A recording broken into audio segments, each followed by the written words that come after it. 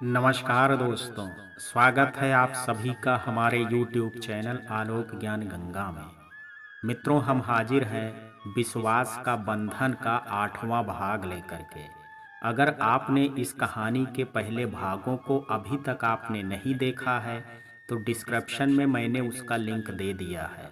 इस भाग को देखने से पहले कहानी को पूरा समझने के लिए इसके पहले के भागों को अवश्य देखें। तो चलिए मित्रों, देर ना करते हुए कहानी को शुरू करते हैं। भारती अपने सामने का नज़ारा देख करके पत्थर की मूरत बन गई थी। उसे समझ नहीं आ रहा था कि वो क्या करे। अपने बेटे को निहारते हुए वो वहीं खड़ी रह गई थी। अरे विभा, बेटी इधर आना तो। रजत जी ने विभा को बुलाया था। उसकी आवाज़ पर भारती भी होश में आ गई थी। वो वहीं एक बाथरूम में घुस करके अंदर से दरवाज़ा लॉक कर ली। फिर अपनी उखड़ी सांसों को संयत करने लगी थी। जी पापा, आ रही हूँ। वो एक वेटर को आवाज़ दे करके अपने पास बुलाई थी। इसे टॉयलेट ले करके जाओ और जल्दी ले करके आना। फिर वो पलट करके अपने पापा के पास चली गई थी। वो उसे अपने मेहमानों से मिलवाने ले गए थे। चल अब अंदर जा करके टॉयलेट कर। पता नहीं वेटर हूँ या स्वीपर, अब मुझे बच्चे को पॉटी भी करानी पड़ेगी। वेटर रोशन को एक टॉयलेट के अंदर ले जा करके बोला था। उसे विभा पर बेहद गुस्सा आया था, पर खुद को कोसने के सिवा कुछ नहीं कर सकता था। 4 साल का रोशन अपने घर में पूरी तरह नौकरों पर आश्रित था। उसे पता नहीं था कि वो टॉयलेट में कैसे क्या करेगा। जब वो अंदर जाने लगा तो टाइल्स पर पानी गिरे होने की वजह से फिसल करके गिर पड़ा था। मम्मा मम्मा, वो जोर से रोने लगा था। बेटर के तो होश उड़ गए थे। वो जल्दी से उसका मुंह बंद करके चुप रहने को बोलने लगा। दूसरे बाथरूम के अंदर छुपी भारती का दिल मम्मा सुन करके तड़प उठा था। वो हल्का सा गेट खोल करके देखने लगी थी। क्या हुआ बच्चे को? आपने इसका मुंह क्यों बंद कर रखा है? वो बाहर किसी को ना पा करके निकल आई थी। वो माँ थी और अपने बिछड़े बेटे को सामने देख करके खुद पर जब्त नहीं रख पाई थी। ओ मैडम, ये रो रहा है। तो वो हकलाने लगा था। लाओ इसे मुझे दो और चुपचाप बाहर जा कर के खड़े रहो। इसकी माँ कहाँ गई? अपने डर को संभालती वो विभा के बारे में पूछी थी। अपने बेटे को गोद में लेने का मोह उससे छूट ना सका था। वो मैडम ने इसे थमा दिया और खुद बाहर चली गई। आप प्लीज इसे टॉयलेट करा दीजिए, ये सब मुझे नहीं आता है। वो डरते हुए रोशन को उसके गोद में थमाते हुए बोला था। भारती तेजी से अंदर घुस गई थी। सोहम को वो बाथरूम के अंदर ही खड़ा कर दी थी। मेरा बच्चा, मेरा लाल, कैसा है रे तू? रोशन, मैं तेरी माँ हूँ बेटे। भारती अपनी धीमी आवाज में बोलती कस करके रो पड़ी थी। उसका सीना फट करके बाहर आने लगा था। सोहम माँ को रोते देख करके अचकचा रहा था। मेरा नाम राज है आंटी, प्लीज मेरी चैन खोल दीजिए, मुझे छोड़िए आंटी। रोशन जोर से चीख करके बोला था। वो अब अपने बचपन की हर याद भूल चुका था। हाँ, लाओ खोल दूं। भारती ममता में डूबी अपनी गोंद से रोशन को उतार करके उसका चैन खोलने लगी थी। रोशन आगे बढ़ गया था। तो क्या मेरा बेटा मुझे भूल गया है? पर मैं तुझे कैसे भूल जाऊं बेटा, तू तो मेरी बगिया का पहला फूल है। थैंक्स आंटी, और मेरा नाम राज है, रोशन नहीं। रोशन वापस आ करके बोला था। भारती अपने आंसू पोंछते हुए उसका चैन लगाने लगी थी। बेटा, आप मुझे एक बार माँ कहो ना, वो तड़प करके बोली थी। नो, मेरी मम्मा बाहर हैं। वो चिढ़ते हुए गेट खोल करके निकलने लगा। पर भारती एक बार फिर से उसे अपनी बाहों में भरने की कोशिश करने लगी थी। रोशन बच्चा था, उसे जबरदस्ती से चिढ़ होने लगी थी। उसने भारती को धक्का दिया और जल्दी से बाहर भाग गया। भारती रोने लगी थी। बेटर के साथ उसके दूर जाते कदमों की चाप सुन करके भारती पागलों की तरह बाहर लपकी थी। यस सर, इन्होंने टॉयलेट कर लिया है। बेटर के लेट होने पर विभा ने सुबोध को देखने भेजा था। डैड, वो आंटी मुझे माँ बोलने को कह रही थी, रोशन ने उंगली दिखा करके बताया था। भारती कांपते हुए वापस बाथरूम में घुस गई थी। अब उसका दिमाग तेजी से वहां से निकलने का सोचने लगा था। आज सच में लग रहा था कि मैं एक बेटे को हमेशा के लिए खो चुकी हूँ। पर मैं तुझे खुद से कभी दूर नहीं होने दूंगी। अरे कोई मजाक कर रहा होगा, अब चलो तेरे नानू तुझे ढूंढ रहे हैं। सुबोध हंसते हुए रोशन को गोद में ले करके चल पड़ा था। अंदर से सुबोध की बात सुन करके वो पसीने से भीग गई थी। भारती जल्दी से सोहम को गोद में उठा ली थी और अपना मुंह ढक करके बाहर निकली थी। बाथरूम के लॉबी में कोई नहीं था। वो चारों ओर देखती बाहर निकली थी। सब अपनी अपनी मस्ती में लगे थे। वो तेजी से मुख्य दरवाजे की तरफ चल दी थी। ओ हेलो भारती, आओ मैं तुम्हें अपने दीदी और जीजू से मिलाती हूँ। वो बेहद शानदार पर्सनालिटी वाले हैं। नयंसी न जाने कहाँ से उसे देख ली थी। वो उसकी बात पर घबरा गई थी। नैन्सी मेरी तबीयत ठीक नहीं लग रही है, मैं थोड़ा रेस्ट कर लेती हूँ, फिर आकर के मिलती हूँ। भारती कांपते हुए बोली थी। उनसे मिलने के लिए लोग लाइन में लगे रहते हैं और तुम हो कि दिखा रही हो। एनीवे तुम रेस्ट करो। वो मुंह टेढ़ा करके चली गई थी। भारती ने लंबी सी सांस ली और दरवाजे से बाहर निकल गई। माँ भारती कहीं नहीं है, मैंने सारी जगह देख लिया। मनोज परेशान हो करके वहाँ आया था, न जाने कहाँ रह गई। वो तो सोहम को बाथरूम लेकर के गई थी, पर अभी तक वापस नहीं आई। पद्मा जी भी चिंतित हो गई थी। ललित और रिया भी काफी देर से उसे ढूंढ करते थक गए थे। वो लोग अब घर जाने की सोच रहे थे, मगर भारती गायब हो गई थी। मनोज मेरे साथ डांस फ्लोर पर चलो, अचानक नैन्सी आ करके उसे खींचने लगी थी। मनोज ने भारती के बारे में उसे बताया तो वो कुछ देर पहले वाली बात बता दी और गुस्से से वहां से चली गई थी। भैया भारती दी शायद घर चली गई होंगी, हम लोग जाते हैं, घर पहुंच करके आपको कॉल कर देंगे। रिया परेशान मनोज को बोली थी। नहीं रिया, कुछ तो हुआ है। भारती हम लोगों को बिना बताए नहीं जा सकती है। तुम रुको, मैं नैन्सी को बोल करके आता हूँ। मैं भी तुम लोगों के साथ घर चलूंगा। वो दौड़ता नैन्सी के पीछे गया था। इधर भारती घर पहुंच करके अपने और सोहम के दो चार कपड़े, रुपए और कुछ जरूरी कागजों के साथ अपना ज्वाइनिंग लेटर भी बैग में रख ली थी। अब वो कागज पर तेजी से लिखने लगी थी। माँ मुझे माफ कर दीजिएगा, मैं आप लोगों को बिना बताए जा रही हूँ। मुझे आपका प्यार बहुत रुलाएगा। मैं आप सबको छोड़ करके नहीं जाना चाहती थी, पर जब उन दोनों को मेरे बारे में पता चलेगा तो वो आप लोगों को नुकसान पहुंचा सकते हैं। वो दोनों बेहद खतरनाक हैं। मनोज आप मेरे भाई हैं और मैं अपने भाई को अपनी खातिर मुसीबत में नहीं डाल सकती। मेरे पीछे मत आना, मैं अपना ख्याल रखूंगी। आप सब ने मुझ जैसे पराये के लिए इतना कुछ किया है कि मैं आप लोगों का एहसान कभी नहीं उतार सकती। अगर वक्त ने साथ दिया तो एक दिन आप लोगों से मिलने जरूर आऊंगी।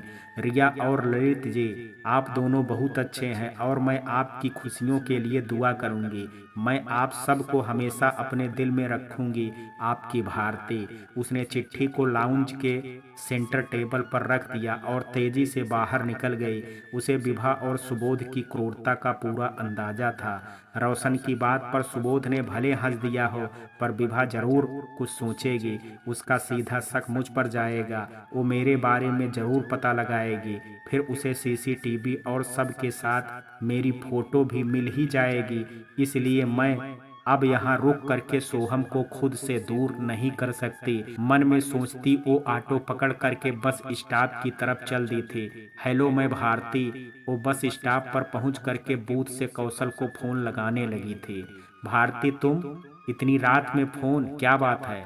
कौशल फोन उठाता चौंक गया था। चाचा की अंत्येष्टि के बाद वो देर से घर लौटा था। चाची को मालती सुला चुकी थी। भारती ने लंबी सांस ली थी। उसे लगा कहीं चाचा चाची या मुन्ना फोन न उठा लें। उसने सारी बात कौशल को बता दी थी। अब वो पटना के लिए निकल रही थी तो उसे भी अपने साथ ले जाना चाहती थी। कौशल पूरी बात जान करके उसे दिलासा दिया और बोला कि वहां से वो रेलवे स्टेशन चली जाए और वेटिंग रूम में उसका इंतजार करे, वो आ रहा है। भारती वहां से निकल पड़ी थी। कौशल ने मालती को उठाया और सारी बात बता करके अपने पास रखे रुपए ले करके चलने लगा था। मालती चाची को संभाल करके रखना और उन्हें मेरे भारती से मिलने की बात मत बताना। मैं भारती को विदा करके आ जाऊंगा। साहब जी मेरी बात मानिए, आप दीदी के साथ चले जाइए, मैं यहाँ सब संभाल लूंगी, वो कौशल को रोकते हुए बोली थी। नहीं मालती, चाचा जी का श्राद्ध कर्म करना है और जुगल को जेल से छुड़ाना है। मैं भारती के पास जरूर जाऊंगा, पर सब कुछ ठीक करने के बाद। अभी मैं उसे विदा करके आता हूँ, तुम होशियार रहना। वो दौड़ करके रमेश के घर गया और उसके साथ शहर की तरफ चल पड़ा था। इधर नयंसी, मनोज कहाँ चला गया? मैं उसे काफी देर से ढूंढ रहा हूँ। रजत जी उससे पूछने चले आए थे। वो लोग अब होटल से घर जाने वाले थे। वहां पर विभा और सुबोध भी बैठे थे। उसे अपनी माँ बहनों को घर छोड़ने जाना था, इसलिए वो चला गया। नयंसी रोशन के साथ मोबाइल में फोटोज देख रही थी। गुस्से से बोली थी, डैडी देखो, ये तो वही आंटी हैं जो मुझे माँ बोलने को कह रही थी। स्टूपिड आंटी, रोशन मुंह बनाते हुए बोला था। लाओ तो देखूं जरा, किसकी हिम्मत हो गई मेरे राज को अपना बेटा बनाने की। सुबोध हंसते हुए नयंसी की तरफ हाथ बढ़ा दिया था। कौन आंटी, और तुमने मुझे क्यों नहीं बताया बेटा? विभा भी अपनी जगह से उठ करके सुबोध के पास चली आई थी। वो दोनों मोबाइल में सबके साथ खींचे गए फोटो को देखने लगे थे। उस एक तस्वीर को देखते ही दोनों उछल गए थे। ये तो भारती है, ये यहाँ क्या कर रही है? विभा दांत पीसते हुए बोली थी। पापा ये कौन है और यहाँ क्या कर रही थी? अभी कहाँ है ये? बेटा ये तो मनोज की फुफेरी बहन है। वो झूठ बोल रही है, ये मनोज की कोई नहीं है। सुबोध, मुन्ना को फोन करो, उससे कहो कि सबको लेकर के आए। नयंसी, तुम मुझे मनोज के घर ले चलो। क्या बात है दीदी, आप जानती हो इसे? मैंने इससे कहा था कि चलो अपने दीदी जीजू से मिलाती हूँ, पर वो तबीयत खराब बोल करके बाद में मिलने की बात बोली थी। नैन्सी आश्चर्य से बोली थी, पर विभा कुछ ना सुन करके गुस्से से हाल के बाहर निकल गई थी। सुबोध अपने चारों गुंडों को कॉल करके जल्दी अपनी ससुराल पहुंचने को बोला था। इधर माँ, आप लोग आराम कीजिए, मैं भारती को ढूंढ करके लाता हूँ। मनोज घर आकर के टेबल पर रखी चिट्ठी पढ़ करके बेचैन हो गया था। न जाने किसके बारे में लिखी है और हमें बताए बिना चली भी गई। मैं उसे अभी लेकर के आता हूँ। भैया मैं भी आपके साथ चलता हूँ।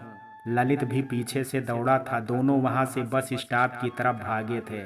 भैया आपने इस लेडीज को देखा है? दोनों वहां पहुंच करके लोगों से फोन में फोटो दिखा करके पूछने लगे थे। भैया कहाँ जाना है? एक ऑटो वाला उन दोनों को सड़क पर टहलते देख करके पास आया था। मेरी ऑटो खाली है, चलो मैं ले चलता हूँ, हमें कहीं जाना नहीं है। हम इस लेडीज को ढूंढ रहे हैं, आप जरा देखिए तो इसे देखा है?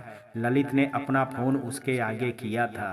अरे ये औरत तो उस आटे वाले के साथ कहीं गई थी, वो बोलते हुए दूर खड़ी ऑटो की तरफ इशारा करने लगा था। मनोज और ललित उसकी बात सुन करके दौड़ करके दूसरे ऑटो वाले के पास भागे थे। भैया आपने इस लेडीज को कहाँ उतारा था? ये औरत तो रेलवे स्टेशन पर उतरी थी। धन्यवाद भैया, मनोज ने जल्दी से बोला और अपनी बाइक की तरफ भागा था।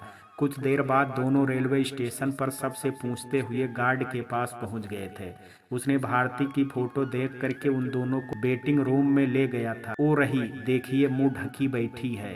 भारती मनोज की जोरदार आवाज पर वो चौंक करके अपना घूंघट हटाई थी। आप दोनों यहाँ क्यों आए हैं? जल्दी यहाँ से भाग जाइए, प्लीज जाइए, वो रोती हाथ जोड़ करके बोली थी। मनोज आगे बढ़ा और भारती का हाथ पकड़ करके अपने सर पर रख लिया। आपको मेरी कसम है भारती, आप घर से चली क्यों आई? मुझे पूरी बात बताइए, वरना मेरा मरा मुंह देखेंगी। भारती उसकी बात सुन करके रोने लगी थी। फिर विभा और सुबोध के यहाँ होने की बात बताई और अपनी बदकिस्मती के कारण उन लोगों को नुकसान ना हो इसलिए अपने भाग आने को बताई थी।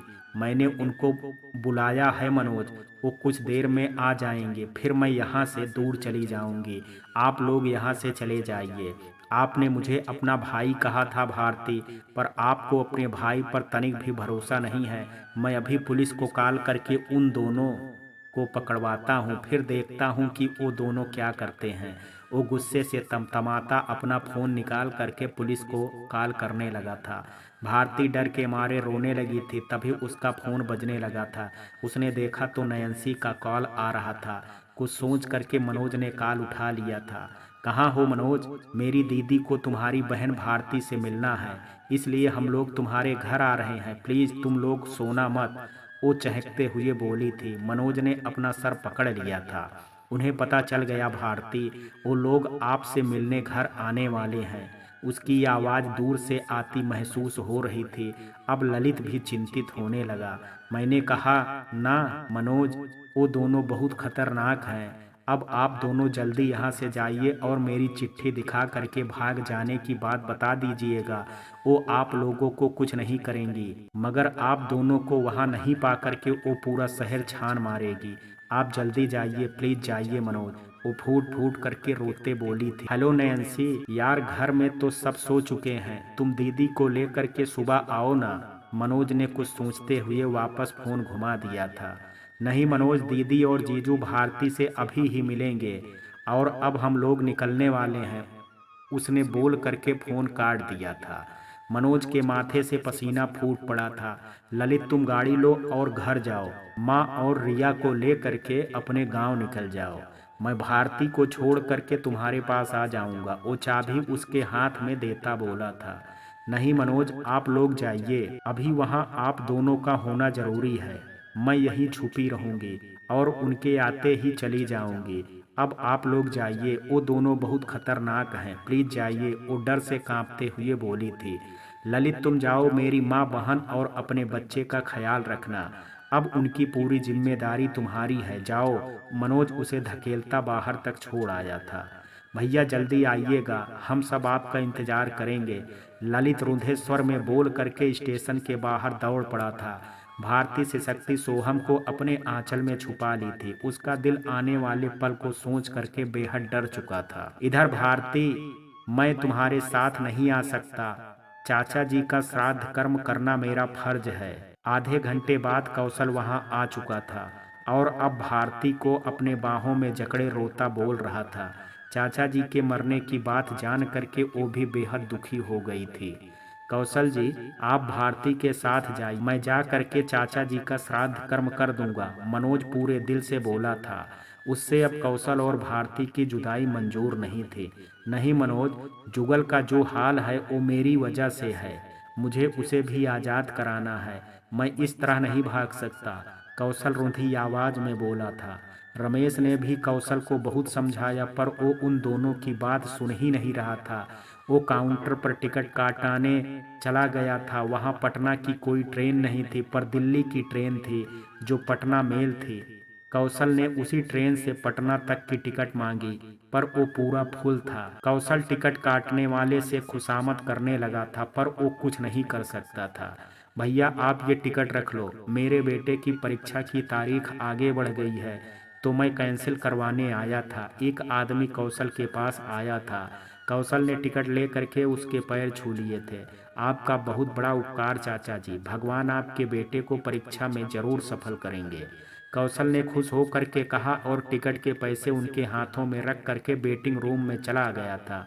अब कौशल ने मनोज को घर जाने को बोला था पर वो भी उनके साथ बैठ करके ट्रेन आने का इंतजार करने लगा था। उन लोगों को अपनी अपनी जगह भेज करके ही वो घर जाने वाला था।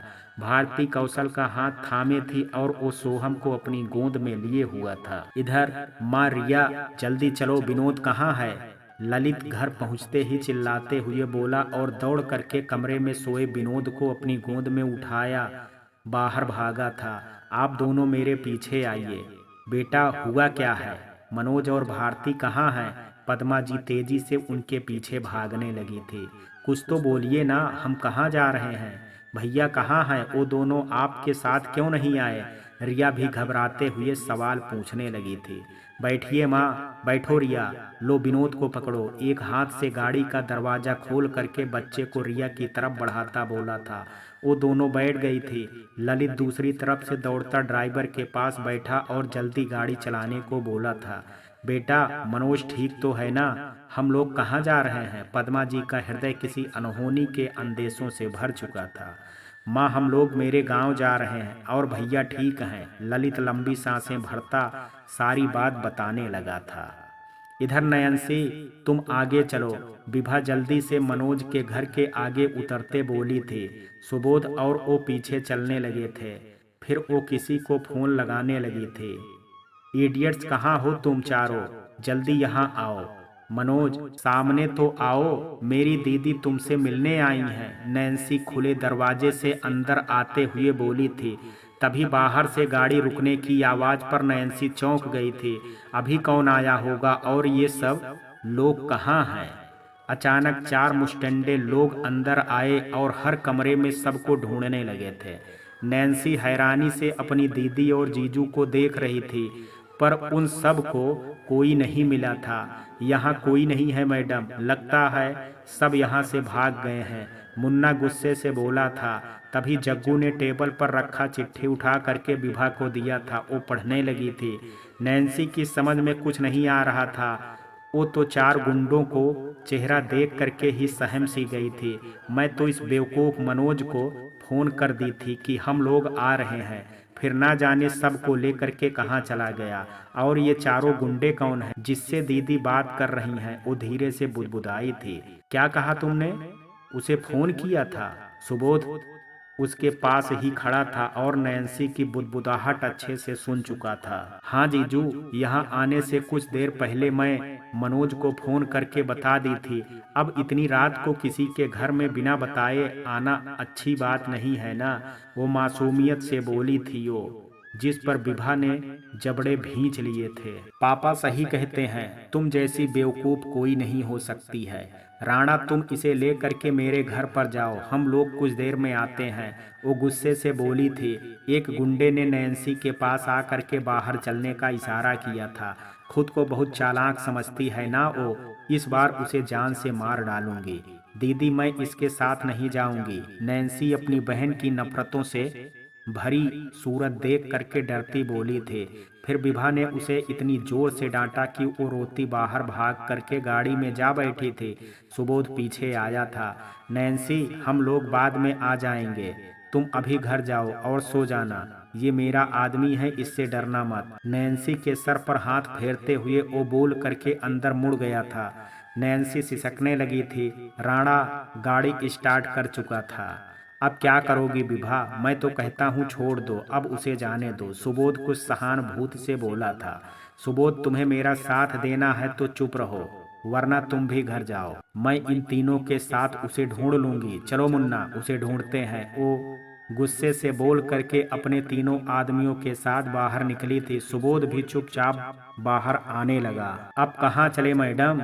मुन्ना ड्राइविंग सीट संभालते हुए बोला था। चिट्ठी के अनुसार वो यहाँ से भाग गई है, मगर मुझे लगता है ये हम लोगों को धोखा देने के लिए उस भारती ने लिखा है। वो सब एक साथ भाग रहे हैं, जरूर ये लोग किसी बस या ट्रेन पकड़ने की कोशिश में होंगे। पहले बस स्टॉप चलो। विभा दिमाग की कौड़ी घुमाते हुए बोली थी। मुन्ना गाड़ी घुमाने लगा था। और इधर भारती वो सब घर से निकल गए हैं और अब शहर से बहुत आगे निकल गए हैं। आप उन सब की चिंता बिल्कुल मत कीजिएगा। मनोज ने भारती के तीसरी बार पूछने पर फोन लगा करके ललित से बात की थी। भारती अब निश्चिंत हो गई थी। भारती हमारे बच्चे का अच्छे से ध्यान रखना और वहाँ छुप करके ही रहना। हो सके तो तुम ज्यादा बाहर मत घूमना। कौशल उसे आने दिनों की सावधानियां समझा रहा था। भारती बहुत उदास थी। रमेश भैया, आप सारा क्रियाकर्म होते ही जुगल चाचा को छुड़ाने में उनकी मदद कीजिएगा और उन दोनों के साथ ही इनको मेरे पास भेज दीजिएगा। अपनी भाभी पर आपका बड़ा उपकार होगा। भाभी आप चैन से जाइए, कौशल को आपके पास ले करके मैं खुद आऊँगा। वो मुस्कुरा करके उसके पैर छूते हुए बोला था। अब वो लोग प्लेटफार्म पर आ चुके थे। ट्रेन आने में सिर्फ 10 मिनट का समय था। भारती उदासी भरी हंसी हंस दी थी। मनोज मैं आपको फ़ोन करूँगी, मैं माँ से मेरी बात करा दीजिएगा और मेरी चिंता मत कीजिएगा। मेरे साथ आप लोगों की दुआएं हैं, मैं ठीक रहूँगी। वो मनोज को बोलती हौले से मुस्कुराई थी। विभा के चंगुल से बच करके निकल जाने के एहसास ने उसके मन को कुछ हल्का कर दिया था। विभा और सुबोध अपने गुंडों के साथ बस स्टॉप से घूम करके रेलवे स्टेशन आ गए थे और उन्हें ढूंढ रहे थे। तभी वो दोनों पर मुन्ना की नजर पड़ गई थी। मैडम, वो रहे वो सारे लोग। अरे यहाँ तो कौशल भी है, मुन्ना चीखा था। चलो अच्छा है, आज इन तीनों की मौत यहाँ होनी तय है, पर उस बच्चे को कुछ नहीं होना चाहिए। वो नफरत से बोलती दौड़ती उनके पास जाने लगी थी। पकड़ लो सबको। सुबोध भी उनकी तरफ दौड़ पड़ा था। रमेश भारती के लिए बिस्किट पानी लेने चला गया था। उसी समय दूर से हार्न बजाती ट्रेन स्टेशन पर आने लगी थी। कौशल, भारती और मनोज खुशी खुशी अपनी बातचीत में मगन थे, इसलिए विभा और उसके लोगों के चिल्लाने की आवाज नहीं सुन पाए थे। कौशल, भारती भागिए। अचानक मनोज की नजर अचानक सामने गई थी। वो नयंसी की बहन और जीजू को देख करके चिल्ला पड़ा था।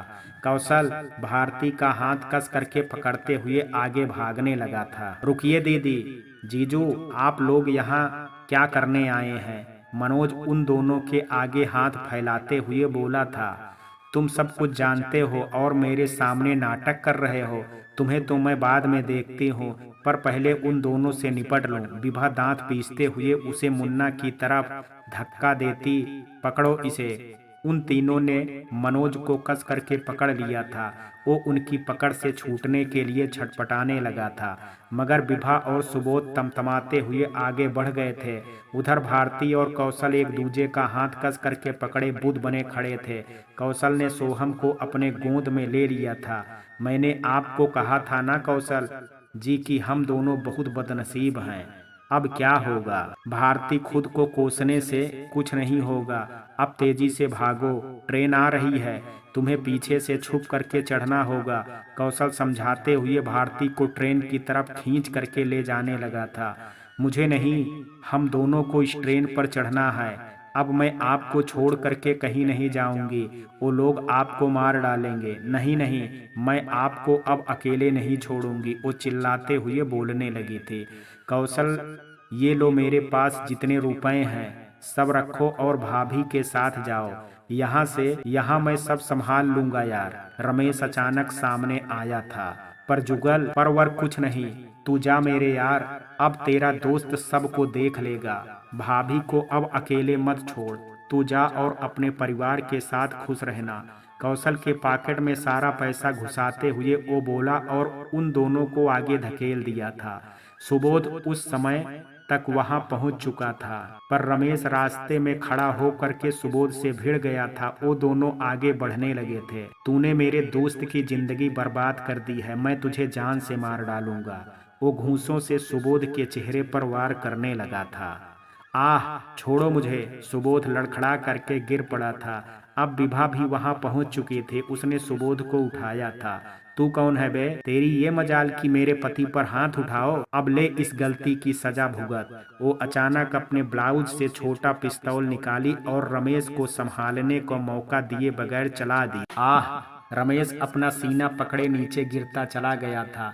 उसके सीने पर 2 गोली लगी थी। पूरा सफेद शर्ट खून से लाल होने लगा था। रमेश ने अंतिम बार दूर भागते कौशल और भारती को देख करके मुस्कुराने की कोशिश की और अपनी आखिरी सांस छोड़ दी थी। रमेश मेरे दोस्त! कौशल ने गोली चलने की आवाज पर पलट करके पीछे देखा और उसे गिरते देख करके थम गया था। भारती भी रोने लगी थी। वो दोनों रमेश के पास आने लगे थे।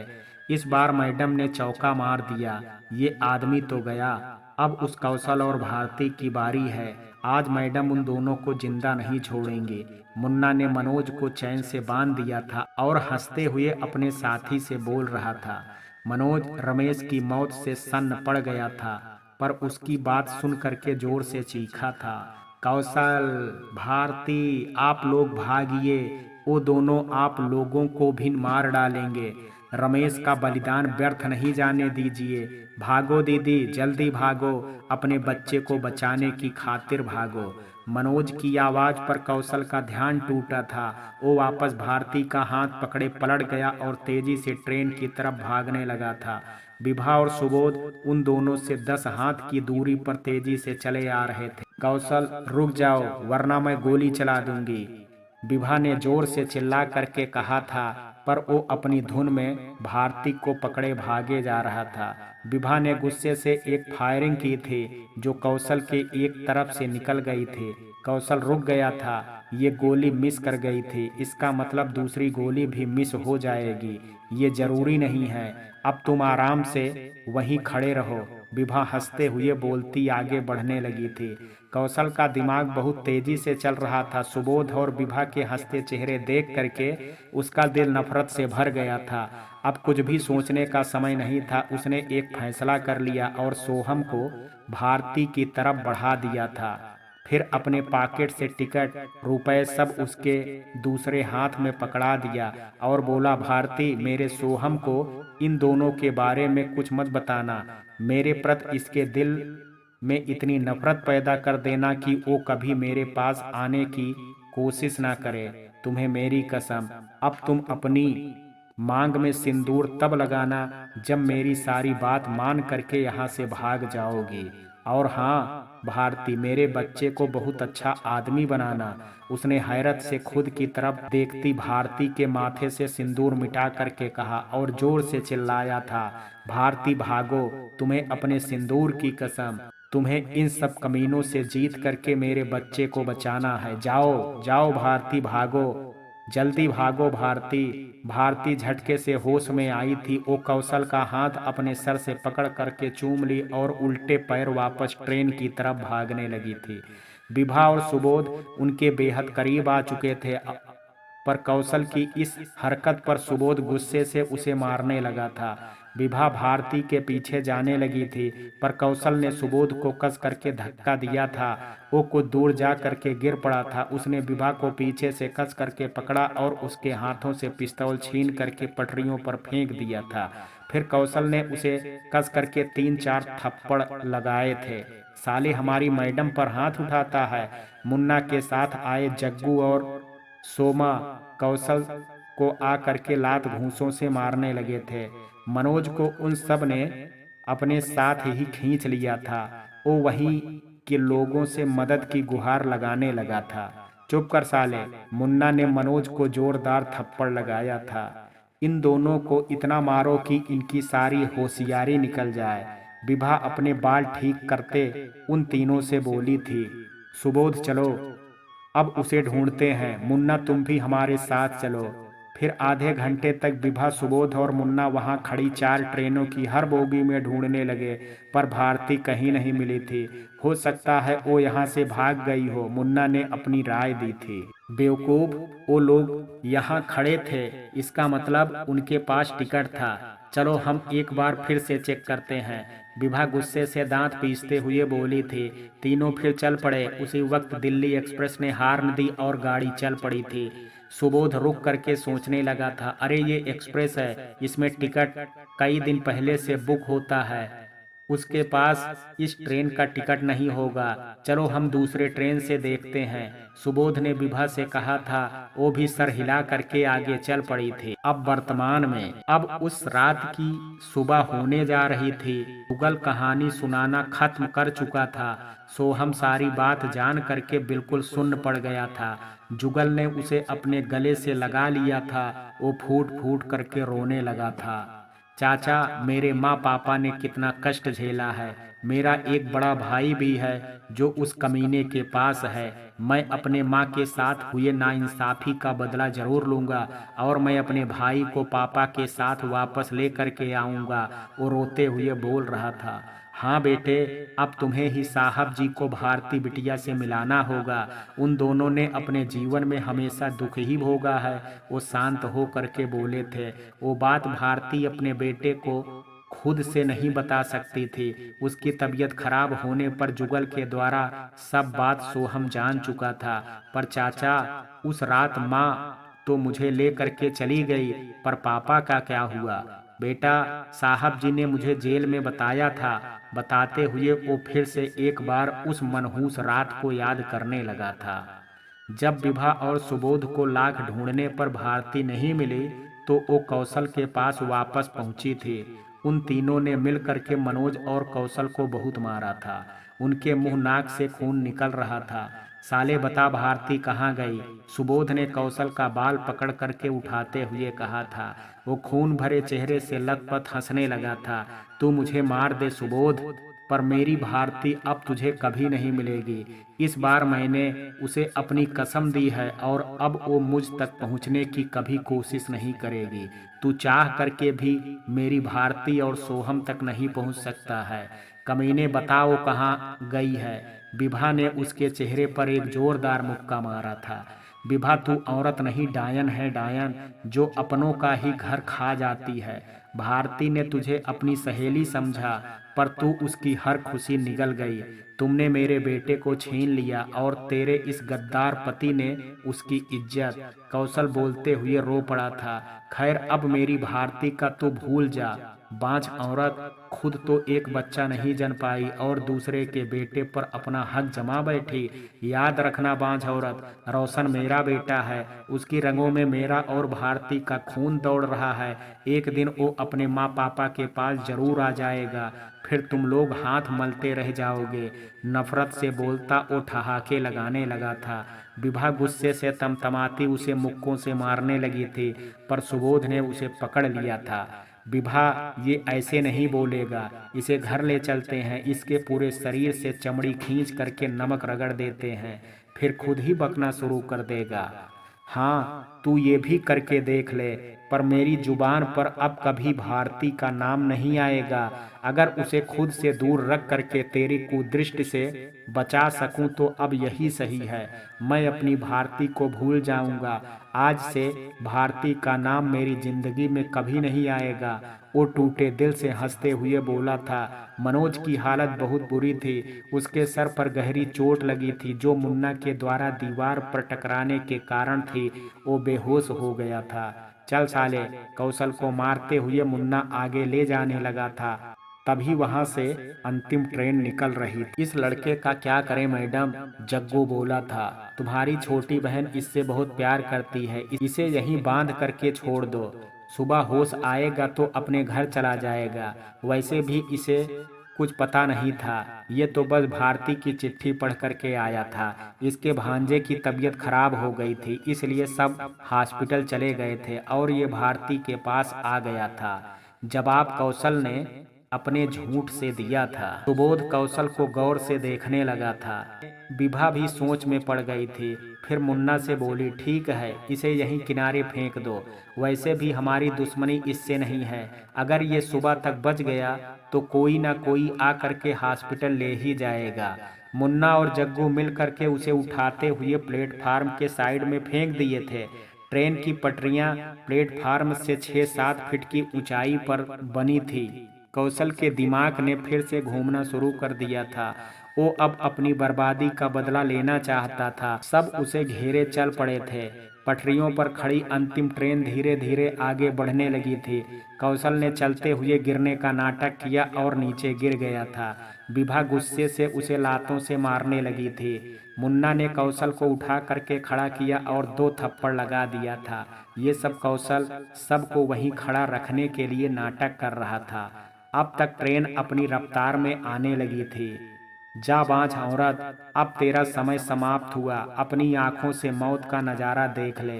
कहते हुए कौशल ने अपने शरीर से विभा का पटरियों की तरफ जोरदार धक्का दिया था। कोई कुछ समझता तो ही विभा को संभालता। वो खुद भी नासमझी के आलम में कौशल की बात सुन करके उसका मुंह देखने लगी थी। विभा ट्रेन की तेज होती गति के आगे गिर चुकी थी। उसका शरीर अनगिनत टुकड़ों में कट करके बिखरने लगा था। नहीं, विभा, सुबोध जोर से चिल्लाया था, पर अब वो चारों कुछ नहीं कर सकते थे। उसका शरीर जलाने के लिए भी नहीं बचा था।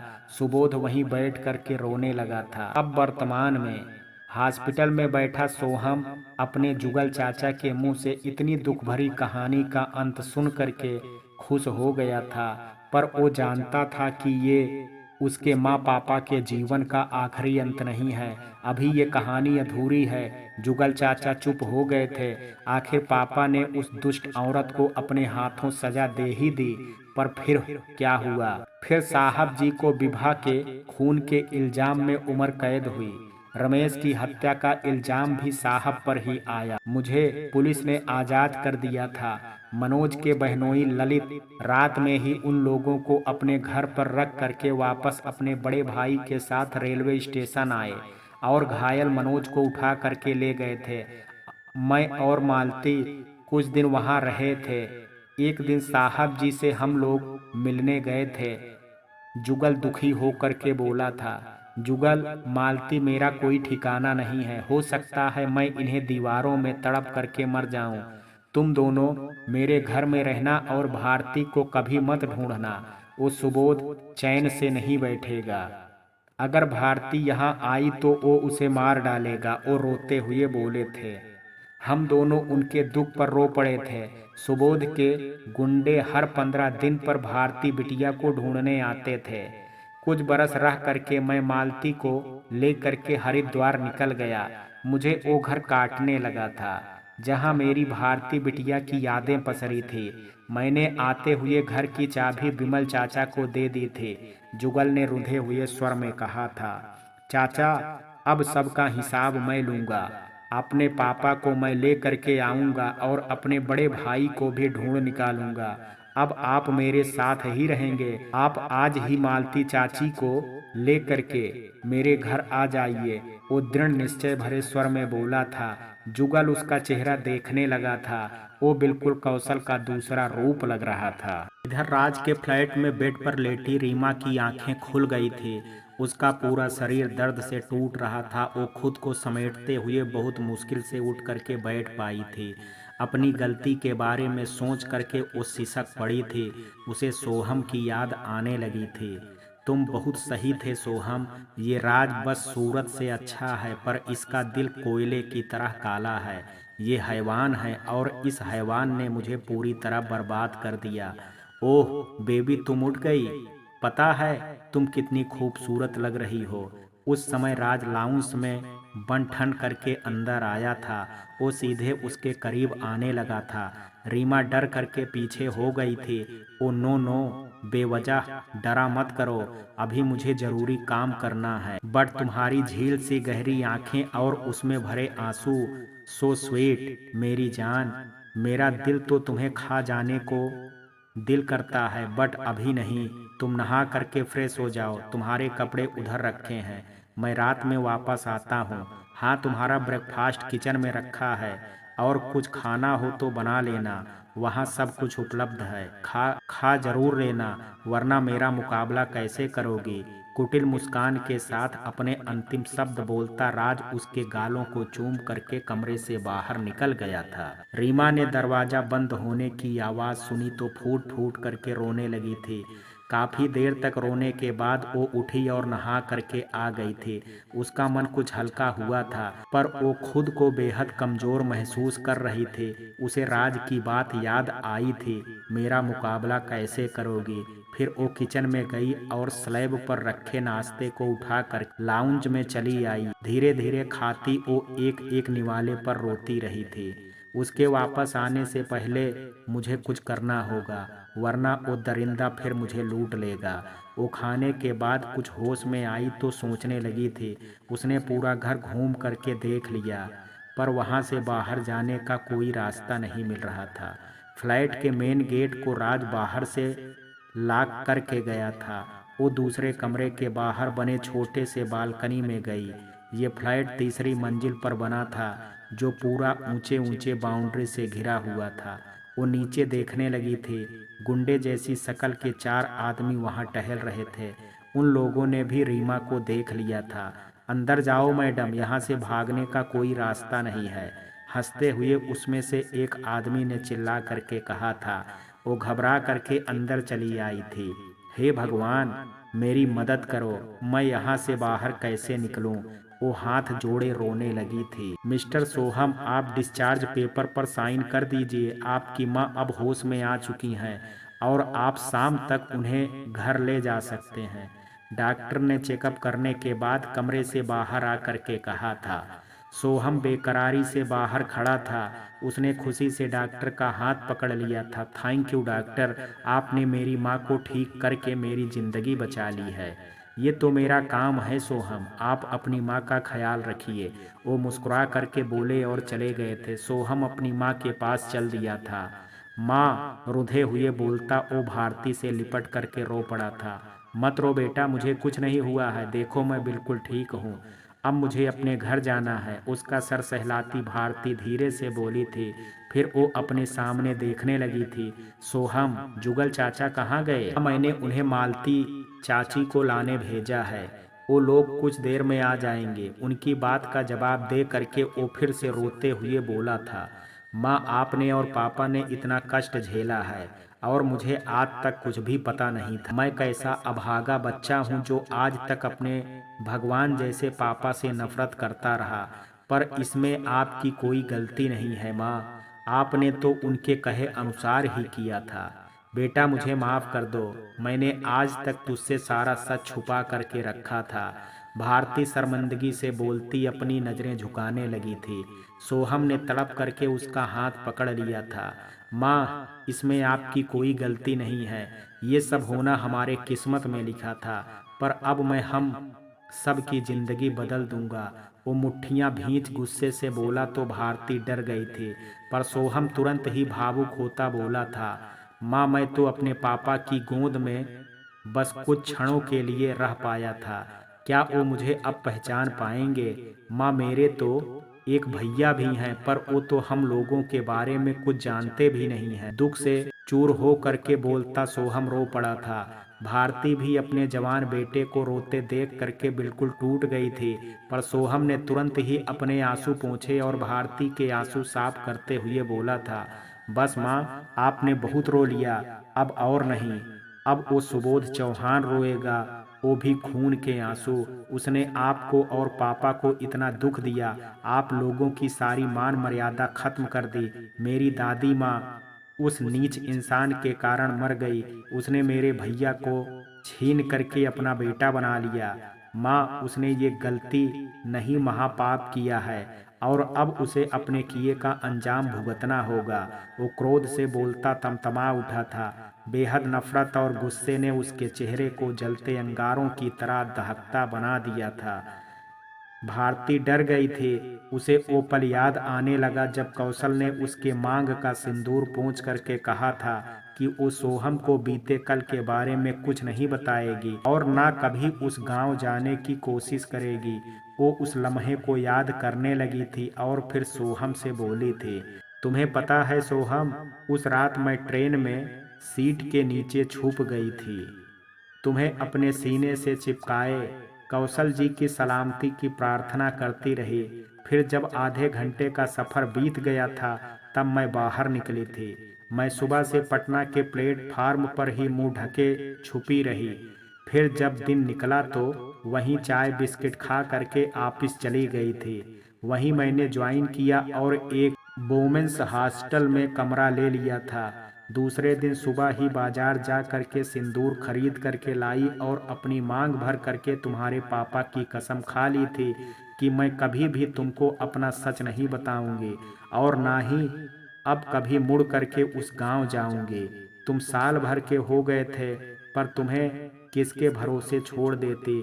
फिर मैं तुझे ले करके ही वापिस आना जाना करने लगी थी। मेरे दिन रात सब तुझसे ही गुजर रहे थे।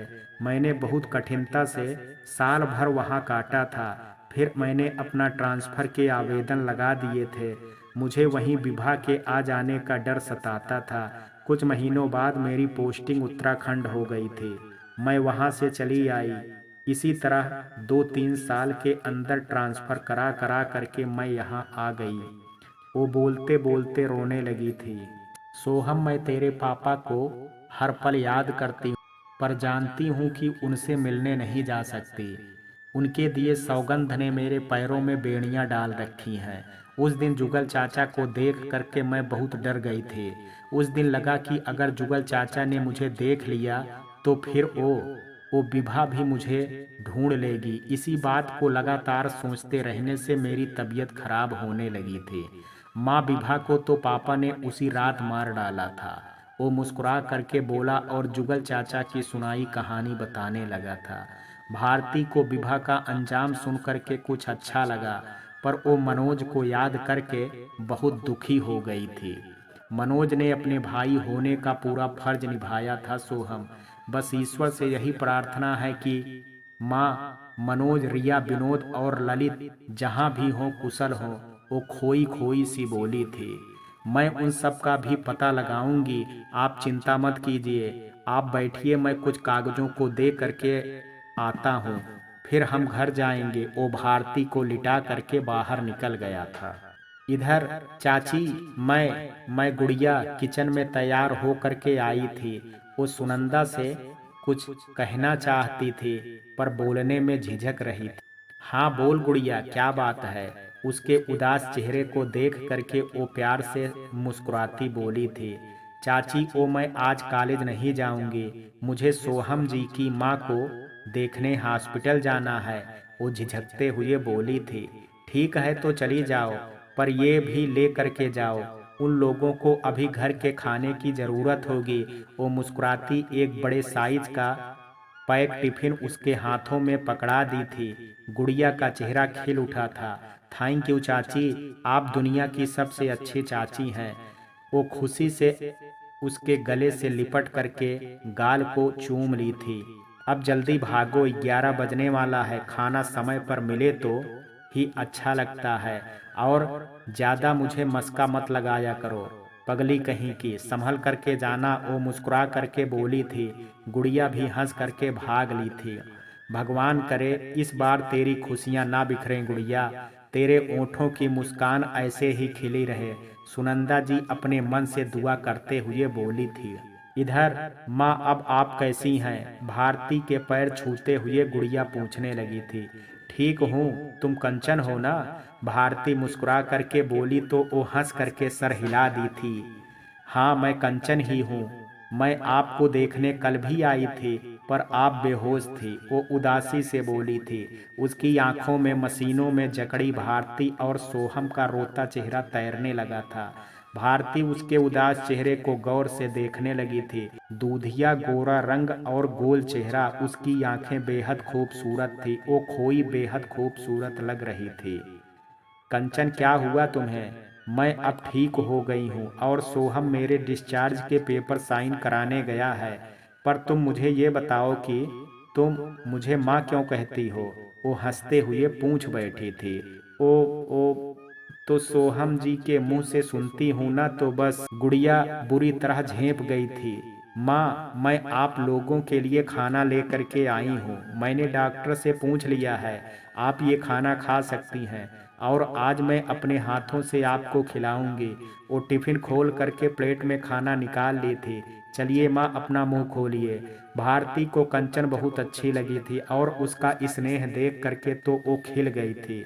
सच में तुम बहुत भोली हो, मेरा सोहम तुम्हारे साथ बहुत खुश रहेगा।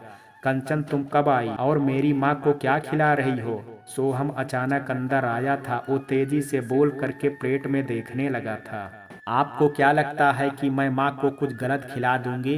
वो नाराज हो करके बोली थी। मैं ये डॉक्टर से पूछने के बाद ही माँ को खिला रही हूँ। मेरी चाची ने माँ के लिए परहेजी खाना बना करके दिया है। मैं समझ गया कंचन जी, मुझसे बहुत बड़ी गलती हो गई जो आपसे पूछ बैठा, पर मेरा खाना कहाँ है? सोहम उसके फूले मुंह को देख करके हंस पड़ा था। अब आपको खाना नहीं मिलेगा, आप होटल से खा करके आइए। वो मुंह फुलाए ही बोली थी। भारती को भी हंसी आ गई थी। प्लीज यार, दे दो ना, बहुत जोर से भूख लगी है, मेरा खाना दो ना कंचन प्लीज। हंसते हुए उसके सामने हाथ जोड़ता सोहम बोला था। गुड़िया हंस दी थी। बस बस, इतना खुशामद करने की जरूरत नहीं है, ये लीजिए, अब सारा खाना आपका है, खा लीजिए। वो दूसरा टिफिन बॉक्स उसकी तरफ बढ़ा दी थी। अरे रे, बैठ करके खाइए सोहम जी, आपसे कोई छीन नहीं रहा है। उसके हड़बड़ी पर गुड़िया हंसते हुए बोली थी। वो बगल में रखे कुर्सी पर बैठ गया था। कंचन, अब तुम अपने घर जाओ, अब जुगल चाचा आते होंगे, अब हम माँ को ले करके घर चले जाएंगे। सोहम खाने के बाद उससे बोला था। वो सर हिलाती उठ गई थी। माँ, कुछ दिन आप रेस्ट कीजिए, फिर ऑफिस जाइएगा, आपको कोई भी टेंशन लेने की बिल्कुल भी ज़रूरत नहीं है। सोहम जी आपके साथ हैं तो आप बेफिक्र रहिए। अब मैं चलती हूँ, आपसे फोन पर बात करूंगी। वो भारती के पैर छू करके बाहर निकलने लगी थी। अरे कंचन बेटा, थोड़ा सा रुको, सोहम 500 रुपए देना। भारती जाने क्या सोच करके उसे आवाज दी थी। सोहम ने अपनी माँ को अजीब नजरों से देखा और पर्स से नोट निकाल करके पकड़ा दिया था। वो गुड़िया को अपने पास बुलाई थी। बेटी, इनसे तुम अपने लिए गुलाबी रंग का दुपट्टा खरीद लेना। पर माँ, मैं ये नहीं ले सकती, ये ठीक बात नहीं है। कंचन, ये एक माँ अपनी बेटी को प्यार से दे रही है, वो मुस्कुरा करके बोली थी। पर गुड़िया अपनी मुट्ठियों को कस करके बंद कर ली थी। भारती उसके इस अंदाज पर मुस्कुरा दी और बोली, ठीक है, इसे तुम सगुन मान लो। मैं ठीक हो करके जल्द ही तुम्हारे चाचा जी से मिलने आऊंगी। मुझे अपने सोहम के लिए तुम्हें मांगना है। उसके गाल को प्यार से सहला करके भारती ने गुड़िया के हाथ में नोट पकड़ा दी थी। सोहम ने अविश्वास से अपनी माँ को देखा, फिर गुड़िया के शर्म से झुके सर को और खुशी से खिल उठा था। उसके चेहरे पर प्यार के खूबसूरत रंग छा गए थे, मगर गुड़िया लाज से खुद में सिमट गई थी। माँ, मैं जाती हूँ, गुड़िया मुश्किल से बोलती दौड़ करके बाहर भाग गई थी। मेरा सोहम कितना बुद्धू है रे। भारती ने सोहम को खोए हुए देखा तो अपने सर पर हाथ रखती हुई बोली थी। वो चौंक गया था। क्या हुआ माँ? अरे बुद्धू, जा करके उसे ऑटो तक तो छोड़ दो, वो हंसते हुए बोली। तो सोहम भी दौड़ करके बाहर निकल गया था, मगर इतनी देर में गुड़िया हॉस्पिटल के बाहर निकल गई थी। वो गेट के बाहर खड़ी ऑटो का इंतजार कर रही थी। उफ, माँ भी ना सोहम जी के क्या बोल बैठी। मुझे एक बार में ही उनसे रुपए ले लेने थे, पर मैं तो नखरे दिखाने लगी थी, इसलिए माँ ने ऐसा कह दिया। वो मन में ही शर्म से सोचती मुस्कुराने लगी थी। तो क्या माँ को मैं पसंद आई? कंचन, तुम अकेले क्यों चली आई? मैं तो तुम्हारे पीछे ही आ रहा था। तुम मेरी बात सुन रही हो ना? मैं तुमसे ही कह रहा हूँ कंचन। उसे खुद में खोए देख करके सोहम ने पास आ करके गुड़िया का कंधा हिलाया था। वो अपने होश में आते सोहम को सामने देख करके झट से दूसरी तरफ मुड़ गई थी। अच्छा, कहीं तुम मुझसे शर्मा तो नहीं रही हो? उसे तंग करने के लिए सोहम बोला तो गुड़िया अपनी नजरें झुकाए खड़ी रही थी। अरे कुछ तो बोलो, क्या मेरी आवाज तुम्हारे कान तक नहीं पहुंच रही है? हाँ, सुन रही हूँ। मुझे लेट हो रहा था तो मैं चली आई, धीरे से सामने मुड़ करके वो बोली थी। तभी एक ऑटो वहां आकर के रुक गया था। अब मैं जाती हूँ सोहम जी, आप माँ का ख्याल रखिएगा। ये मौका मैं ऐसे मिस नहीं होने दूंगा। आज मैं अपने दिल की बात कंचन को बता करके रहूंगा। नहीं भैया, आप जाओ, ये मैडम अभी नहीं जाएंगी, उसने मन में सोचते हुए ऑटो वाले से कहा था। गुड़िया अचकचा करके सोहम को देखने लगी थी। वो उसका हाथ थामे हॉस्पिटल के ग्राउंड में बने पत्थरों की कुर्सी के पास ले आया था। बैठो कंचन, मुझे तुमसे कुछ कहना है। उसका हाथ पकड़े ही सोहम बैठने लगा था। गुड़िया असमंजस में घिरी बैठ गई थी। वो अपना हाथ उसकी पकड़ से छुड़ाने लगी थी, पर सोहम की मजबूती से हार गई थी। उसने मुस्कुरा करके गुड़िया की गहरी आंखों में झांकते हुए कहा था, मैं मानता हूँ कंचन कि ये सही समय नहीं है, पर माँ जी ने जो तुमसे कहा है उससे तुम खुश हो ना? गुड़िया का रोम रोम शर्म से कांप उठा था, उसके ओंठ थरथरा उठे थे। वो कुछ नहीं बोल पाई थी, पर सोहम अपना जवाब मांग रहा था। कंचन, मैं तो पहली बार तुम्हें देखते ही तुम पर मर मिटा था। मैंने माँ को उसी दिन बता दिया था कि तुम ही उनकी बहू बनोगी। मैं तुम्हें हद से ज्यादा प्यार करता हूँ कंचन, पर डरता था कि कहीं तुम इनकार ना कर दो, इसलिए चुप था। आज माँ ने तुम्हें अपनी बहू बनाने की बात कही तो मेरी हिम्मत बढ़ गई। अपनी बात कहते हुए सोहम की आंखों में सारी दुनिया का प्यार सिमट आया था। वो गुड़िया का चेहरा अपने हाथों में उठाते हुए बेहद प्यार से बोला था, मेरी तरफ देखो कंचन, तुम भी मुझसे प्यार करती हो ना? बस एक बार हाँ कह दो। देखो मैं इंतजार कर रहा हूँ। मुझे इस तरह बेकरार मत करो कंचन, कुछ तो बोलो। पूरे कॉलेज की लड़कियां सोहम पर मरती थी और वो उस पर फिदा था। गुड़िया खुद पर इतरा उठी थी। वो शर्माती उसकी आंखों में देखने लगी थी। जहां प्यार का समंदर हिलोरे मार रहा था, सोहम बेचैन हो करके उसके जवाब का इंतजार कर रहा था। हाँ सोहम जी, आप मुझे बहुत अच्छे लगते हैं, वो मुश्किल से बोलते अपनी पलकें गिराने लगी थी। ये नहीं हुआ कंचन, मेरे सवाल का जवाब कुछ और है। मुझे मेरा जवाब दे दो ताकि मेरे दिल की सारी बेचैनियों को करार मिल जाए, वरना मैं समझ लूंगा कि तुमसे मुझे एक तरफा प्यार हुआ है। वो खुद से बोलता उठ खड़ा हुआ था। सोहम की आंखें पल भर में भरने लगी थी। उसने अपनी पीठ फेर ली थी। गुड़िया को हंसी आने लगी थी। वो उठ करके उसके सामने आ गई और उसका दोनों हाथों में अपने हाथों से कस करके बंद कर ली थी। सोहम बेचैन सा उसे देखने लगा था। हाँ सोहम जी, मैं भी आपसे बहुत प्यार करती हूँ और आपके बिना जी नहीं सकती। मुझे आपकी माँ की बात से कोई इनकार नहीं है। तुम सच कह रही हो ना कंचन? अपने प्यार का इकरार करके तुमने मुझे बहुत बड़ी खुशी दे दी है कंचन। आज मैं बहुत खुश हूँ। अब मुझसे ज़्यादा किस्मत वाला इंसान कोई नहीं होगा। मैं भी तुमसे बहुत प्यार करता हूँ Kanchan. I love you too so much. Soham ने खुशी से उसके हाथों को चूम लिया था। ये हॉस्पिटल था, इसलिए सोहम अपने आप पर धैर्य रखे हुए था, वरना उसका मन गुड़िया को अपनी बाहों में भरने का कर रहा था। वो अपने दिल की हसरतों पर जोर जोर से हंसने लगा था। गुड़िया भी उसके साथ हंस दी थी। वो भी बेहद खुश थी। आज घर में आते वक्त उसे पता नहीं था कि लौटते वक्त तक उसका आंचल प्यार के धानी रंग से गुलजार हो जाएगा। तभी गुड़िया की नजर आते जाते लोगों पर पड़ी। वो सब उन दोनों को देख रहे थे। सोहम जी, अब हंसना बंद कीजिए, हमें यहाँ से चलना चाहिए। सब हमें ही देख रहे हैं। वो शर्म से सोहम को खींचती हॉस्पिटल के गेट पर ले आई थी। अब मुझे ऑटो पकड़ा दीजिए और माँ को घर ले जाइए। आपको उनके पास से आए कितनी देर हो गई है, जाने माँ क्या सोच रही होंगी। कंचन, माँ तो माँ है, वो समझ गई होंगी कि मेरा बेटा अपनी होने वाली दुल्हन से इकरार कर रहा होगा। अब चलो, मैं तुम्हें ऑटो पकड़ाता हूँ। सोहम अब भी हंसते हुए बोला था। गुड़िया भी हंसने लगी थी।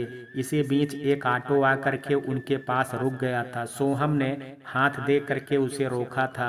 बैठो कंचन और घर पहुंच करके मुझे कॉल कर देना। आप भी मुझे कॉल कीजिएगा, धीरे से बोल करके वो अपना हाथ हिला दी थी। ऑटो आगे बढ़ गया था। सोहम काफी देर तक वहीं खड़ा गुड़िया को जाते हुए देखता रहा। तभी उसके कंधे पर एक हाथ पीछे से आ करके पड़ा था। सोहम चौंक करके मुड़ गया था। अरे चाचा, आप आ गए।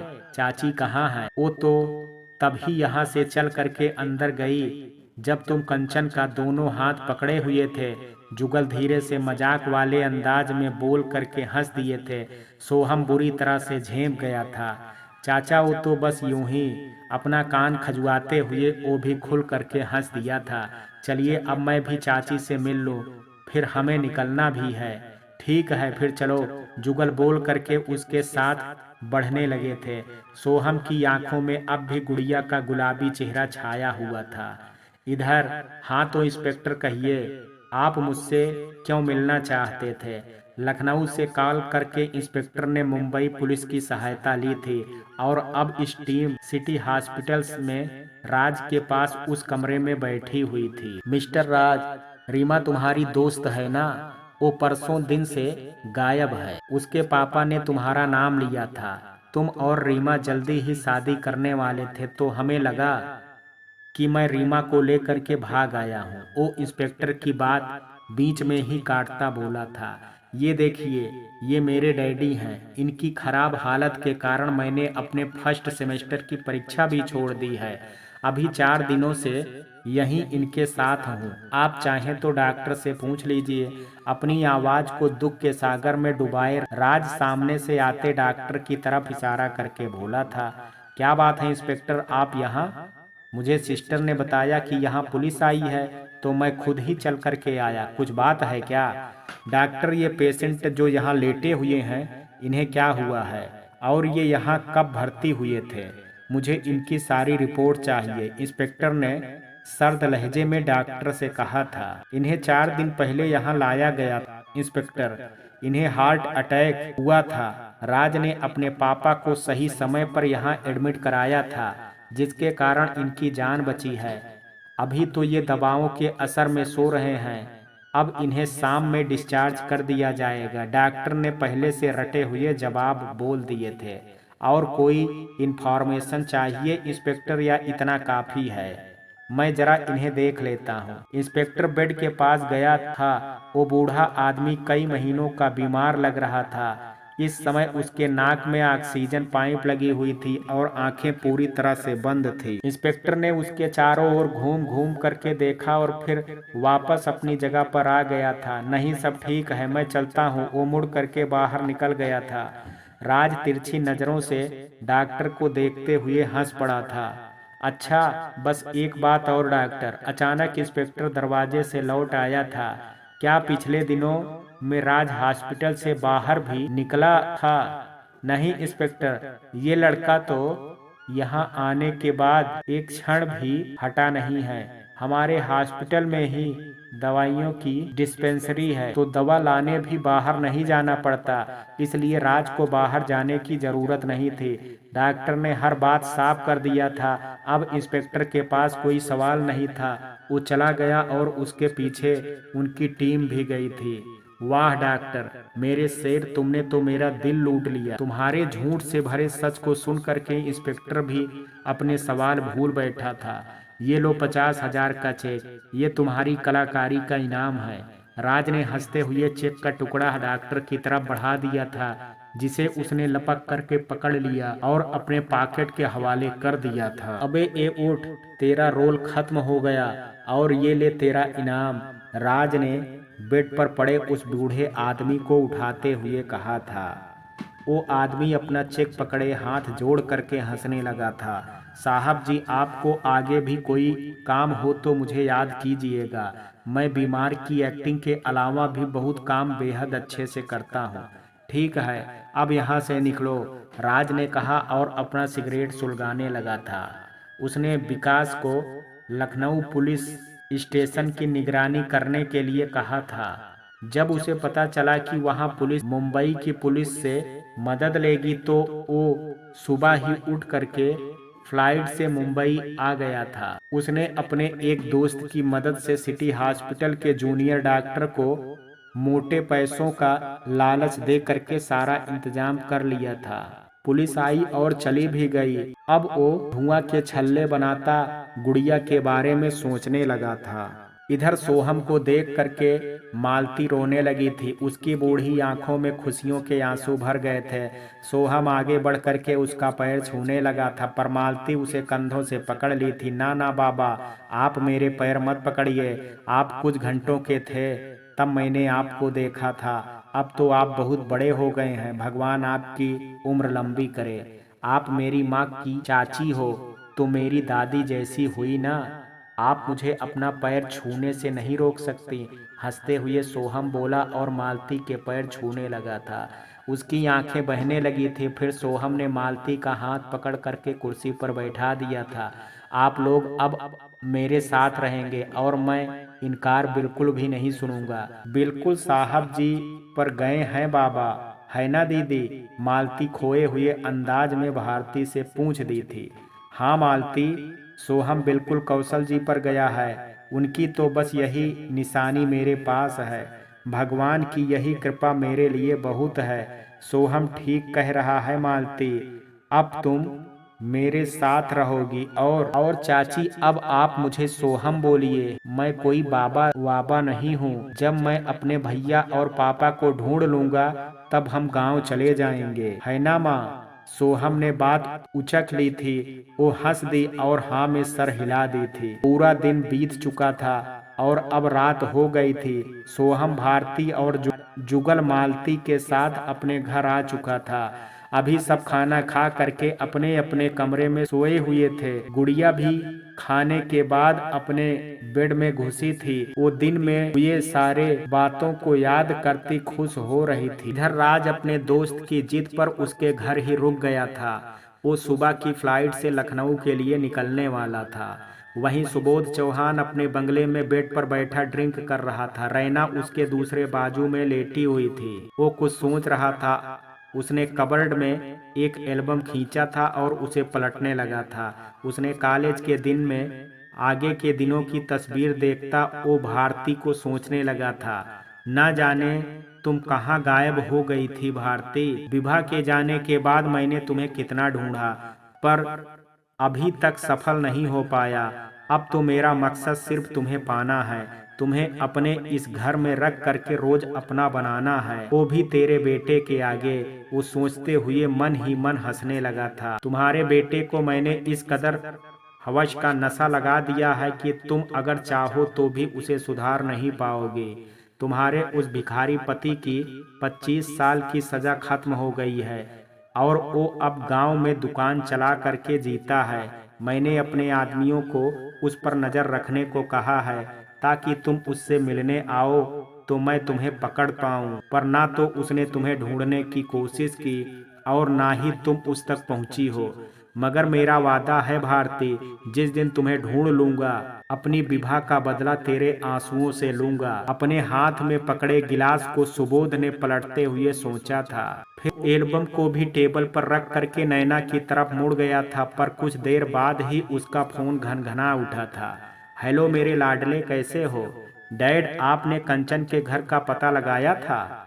ओह राज, मैं गोवा वाले क्लाइंट के साथ बहुत बिजी था तो समय ही नहीं मिल पाया, पर कल मैं जरूर पता लगा लूंगा, उसने हंस करके कहा था। डैड, मुझे जल्दी उससे शादी करनी है। आप कल सबसे पहले मेरा काम करेंगे।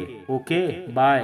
राज ने कह करके फोन कट कर दिया था। अब तुम्हें कैसे बताऊं राज कि मैं नहीं चाहता तुम शादी करो। तुम्हें नित नई नई लड़कियों का जो चस्का लग गया है वो मिलना शादी के बाद मुश्किल हो जाएगा। यही आदत तो मेरी भी थी, पर विभा ने मुझे अपनी कसम दे करके रोक लिया था। अब मैं नहीं सोचता कि तुम उस लड़की जिसके पीछे तुम दीवानों की तरह पागल हो से शादी करो और मेरा चमत्कार हुआ बिजनेस चौपट कर दो। मेरे इस गुप्त बिजनेस का पता तो विभा को भी नहीं था। मैं अपने कॉलेज लाइफ से ही इस गुप्त बिजनेस को करता आ रहा था, पर इसे विदेशों तक फैलाने का पूरा श्रेय उस भारती और कौशल के बेटे राज को जाता है। मगर अब मैं क्या करूं? तुम्हें तुम्हारी जिद पर उस लड़की का पता लगाना होगा। अब कल मैं पता लगाता हूं और तुमसे शादी कराने के कुछ महीनों बाद उसे ऊपर भेज दूंगा। फिर तुम्हें वापस अपने रंग में ले आऊंगा। वो खुद को दाद देता फिर से बेड में घुस गया था। तो मित्रों, कहानी के इस भाग में आज इतना ही। शेष कहानी कल देखेंगे। कहानी का ये भाग आपको कैसा लगा, आप अपनी राय मुझे कमेंट बॉक्स में ज़रूर दीजिएगा। वीडियो पसंद आया हो तो वीडियो को लाइक शेयर, अगर चैनल पर पहली बार विजिट कर रहे हैं तो कृपया चैनल को सब्सक्राइब करना ना भूलें। कल मिलते हैं कहानी के शेष भाग के साथ। तब तक के लिए जय हिंद, जय भारत।